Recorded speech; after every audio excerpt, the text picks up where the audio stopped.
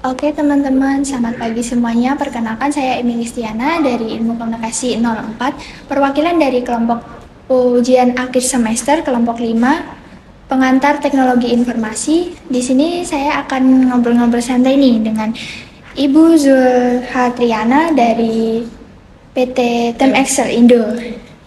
Beliau ini merupakan salah satu karyawan di PT Tem Excel Indo yang jabatannya marketing ya Bu. Mungkin kita akan ngobrol-ngobrol singkat ya Bu mengenai PT Tem Excel Indo ini. Langsung saja ke pertanyaan yang pertama. Mungkin boleh dijelasin dulu mengenai profil singkat dari PT Tem Excel Indo ini. PT Tem Excel Indo itu merupakan perusahaan IT yang bergerak di bidang ISP, Internet Service Provider, ada di bidang infrastruktur dan di bidang software development. Jadi kita merupakan total solusi dari segala permasalahan teknologi.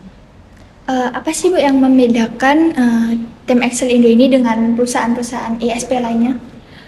Tentunya kita nggak hanya internet aja ya yang di sini. Kita bisa bundling juga dengan ada yang sistem informasi akademik, ada yang sesuai dengan keinginan klien lah. Mereka pengennya internet disandingkan dengan apa, itu kita bisa.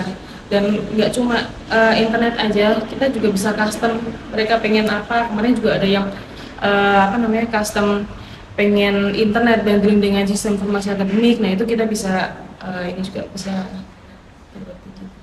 Jadi layanannya yang diberikan oleh perusahaan Tem Excel Indo ini apa saja Bu? Dibagi apa aja? Ada internet service provider. Internet service provider itu terbagi jadi internet SOHO dan dedicated internet.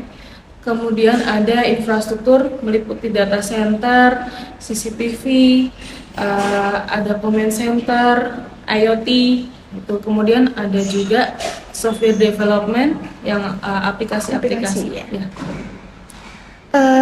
Terus produk unggulan nih misal dari software development itu ada nggak sih? Dari software development itu kemarin bekerja sama dengan infrastruktur membangun IoT. IoT-nya yaitu smart farming. Smart farming itu sudah digunakan di SMK Negeri 1 Kelung. Itu mereka punya peternakan kambing dan itu mereka minta sistem pakannya itu sudah terkomputerisasi, jadi sudah secara otomatis itu mereka bisa makan di jam-jam tertentu. Nah itu menggunakan IoT, jadi dipadu-padankan dengan aplikasi smart farming itu disatukan dengan IoT. Kalau untuk ISP-nya sendiri menggunakan fiber optik atau wireless? Ada dua Mbak, ada fiber optik, ada wireless juga. Tapi yang kebanyakan itu tergantung sama keinginan klien. Kalau mereka pengen yang stabil, yang cepat, itu pakainya fiber optik. Kalau misalnya pengen dengan budget yang sedikit dan itu untuk rumahan, untuk perkantoran yang nggak terlalu besar, itu pakainya wireless. Pemasangannya udah terjangkau ke seluruh daerah Yogyakarta belum? Ya, nggak cuma di Yogyakarta, sudah keluar juga. Udah ada yang klien kita, ada yang di Lombok, ada yang di Papua, ada yang di Outbound Balikpapan. Sudah seluruh Indonesia. Berarti udah seluruh Indonesia. Iya.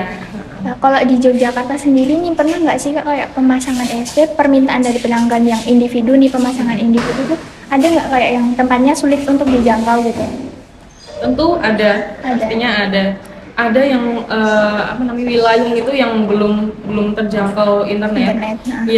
Ya kayak sekelas IndiHome aja itu kadang bisa masuk ke wilayah-wilayah tertentu gitu loh. Gitu. Jadi ya yang masih masuk lingkup aja. Tapi kalau selama kita masih bisa tembak kartu kita, ya kita usahakan dulu. Oke. Terus biasanya pelanggannya itu dari kalau instansi-instansi besar nih biasanya dari instansi apa itu Pak? Pelanggan kami terbesar yaitu Kominfo Sragen. Kalau dulu kita sudah 12 tahun dengan Kominfo Tangsel, Tangerang Selatan. Nah itu kemudian sekarang yang paling besar ya Kominfo Sragen, ada Kominfo Blora juga yang instansi pemerintah paling besar. Ada juga sekolah-sekolah dari SMA Negeri 1 Sleman, terus di Jakarta juga banyak sekolah-sekolah yang sudah langganan dengan kita. Soalnya kan kami kan cabangnya nggak cuma di sini aja ya, di BSD juga ada cabangnya TE. Terus kalau produk yang terbaru nih dari tim Excel Indo apa Kak yang kemarin mungkin sempat Produk terbaru ya dari TE ya? Iya, Itu tadi Mbak IoT tadi. IoT tadi. Smart farm. Mungkin ada rencana kayak untuk beberapa tahun ke depan atau mungkin secepatnya kayak memunculkan produk-produk baru itu ada nggak Kak? Ada jelas apa? ada. Apa? Mungkin boleh Sedikit aja ya, Iya. misalnya belum launching kan, jadi Iya.